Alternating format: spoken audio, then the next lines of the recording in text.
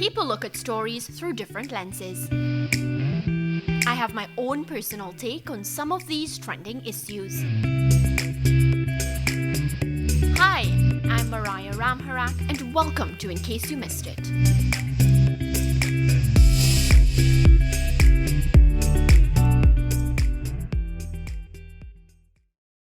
If at first you don't succeed, try again. This week we feature a young woman who perfectly sums up that ideal, Jamaica's Megan Tapper. After failing to get past the semi-final stage in two of the last three major games in Tokyo, she broke through to finally make it all the way to the podium, reaping the reward of a beautiful bronze medal. Hello and welcome to another edition of In Case You Missed It. This week I'm delighted to be joined by Olympic 100-meter hurdles bronze medalist Megan Tapper. Megan will take us back through her outstanding performance in Tokyo and, as usual, help us review the week in sports. Welcome, Megan. How are you? Having me. I am doing well. How are you? I'm good. I'm just really thrilled to be talking to you today. 12.55. How does it feel to be an Olympic bronze medalist? Was bronze always part of the plan? Well, I think I'm the type of person to just take it step by step. I got to the semifinals in my first international competition, senior competition in Rio. Then I went to the finals at the World Championships in 2019, and now I've gotten a bronze medal. Maybe silver next, but we hope it's good. Definitely, and we will be rooting for you. On the day though, it took the officials a bit of time to decide bronze and silver. How nervous were you? What was going through your mind at that point in time? I was just asking God to continue to show up for me. I knew that I wasn't too far behind. I just didn't know where I was, And I was just asking God at that moment to just show up like He had been in the races before. And He definitely did not fail you. He did not.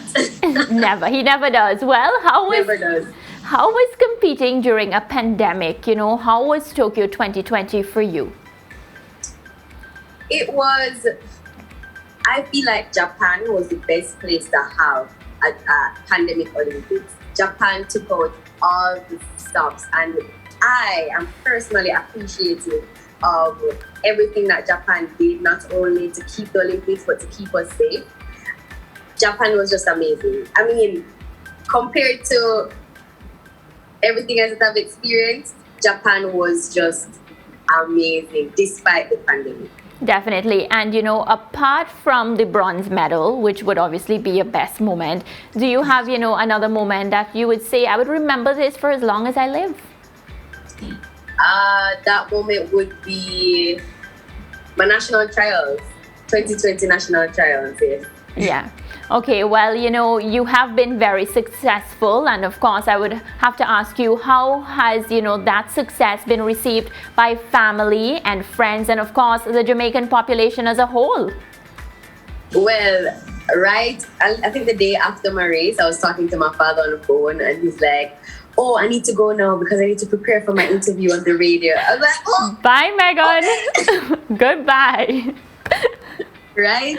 But they are very supportive, they're happy, and I am happy for them, because if it wasn't for their support and their help throughout the years, I wouldn't have been where I am. So all the glory and the happiness and everything that they're experiencing now, I am all for it, and they are super excited as well. And rightfully so. They have so much to be thankful and of course to continue to support you.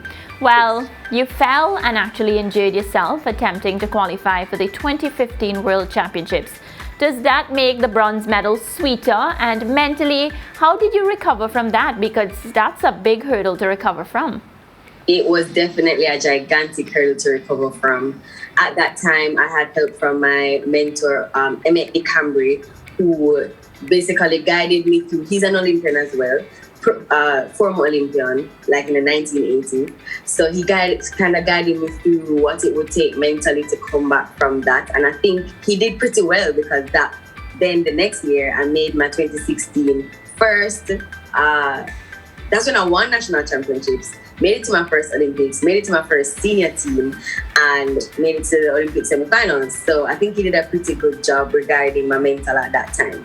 Definitely, and of course we know even in recent times more so how important it is to be mentally strong in order to get through, especially in sports. I feel like you need that extra mental toughness.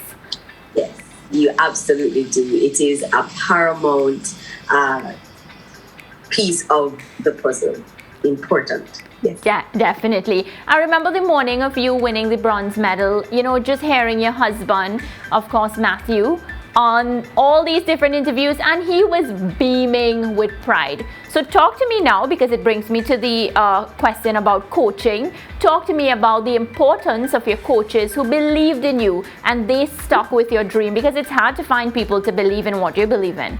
Exactly. So I can give you a bit of context. I ran 13.7 for my first race for this 2021 season, Olympic season. Granted, the weather conditions were the total opposite of what I'm used to. Yeah. But I mean, I am an Olympic caliber athlete running 13.7. Everybody was worried. However, no one made me feel like I was not worth it. I was not worthy. They didn't take any time that they've invested. They continue to invest the same amount of time, effort, and probably even more. And it made me feel, safe. And as an athlete, feeling safe and worthy and important, even though you didn't perform at your best, is really, really important. Definitely. And when you have coaches that, of course, believe in you and support you, you can't go wrong, right? Who wants to disappoint them? Exactly, and the people who direct you in the right path and keep you motivated. Yeah, and speaking about keeping motivated, we want to talk now about some other amazing Jamaican women, Elaine, Shelly, Sharika. How proud are you of their achievements? I still say to myself, what? Like, Jamaica did amazing things at these Olympic Games. We have the fastest woman alive in the 100 and the 200 meters. We have the lady with the most medals at Olympics, I think Shelly is. Mm-hmm. I mean, come on. Jamaica, big up on yourself.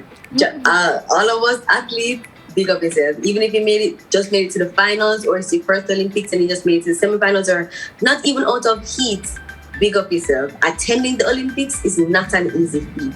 And you did it. We did it. So hats off to you guys. Y'all definitely did it. And Megan, is it true that you got some rapping skills in you? Because at the end of one of your press conferences, I heard you spitting some lyrics, and you're not going to come on in case you missed it and leave just like that. That takes a lot of adrenaline and excitement. I think you have a backup job, because that Nicki Minaj rap, bigging up your coach and everybody. Wow. Yeah, I'm happy that song was there for me throughout my whole career, basically. And I'm happy that I was able to not only win on the track, but showcase that athletes aren't just athletes on the track. We have other lives, we have other talents, and it's important that people know. I mean, I'm not saying that I'm a rapper or a singer. I feel so though. You could rap way better than me. I tried. I mean, I do it like in the shower, but nowhere close to you, Megan. Thank you so much. I really appreciate it. I really, really do appreciate it. But can I tell you, I cannot even rewatch that interview. I cringe at the first word. It was so good. Well, Megan, you're 27, and we will ask you what's next for you for the rest of the season. What are you thinking about? Well, I am currently training to attend the Diamond Leagues for the rest of the season. So I have 3, as I told Dion last night or yesterday, that I am not fast enough to run in the 100 meters as yet, or where the 100 meters are running the Diamond Leagues, but soon. We're working on it. She's working on it, so you better watch out. Yeah. Well, Megan also making the headlines this week. A number of track and field, the public, they've been very critical of the performance of the Jamaica men's team in Tokyo. How would you assess their performance, and what would you say to the disappointed fans?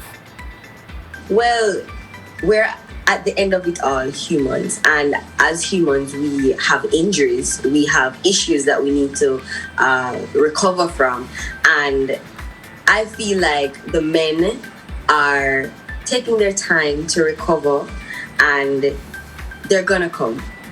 Their time is going to come, and it's coming. So just be a little patient. I know we're used to you saying, being amazing, shutting up the place, but give the men some time, and they'll be back stronger than ever. I agree. And Megan, before you go, because I get the sense that you have a personality that, can motivate others. I get that from you. You're so bubbly, you're full of energy. So apart from your amazing performance at Tokyo 2020, I want you to talk to our young athletes who feel like giving up. Any advice you would have for them? I would just say, first of all, don't give up. Whenever it seems like you're in a position where things aren't going well for you, dig in deep, keep your head down, don't listen to people around you. Find out what your goal is and work towards that goal. Find the people who support, very important, find the people who support you in that dream and stay focused on it.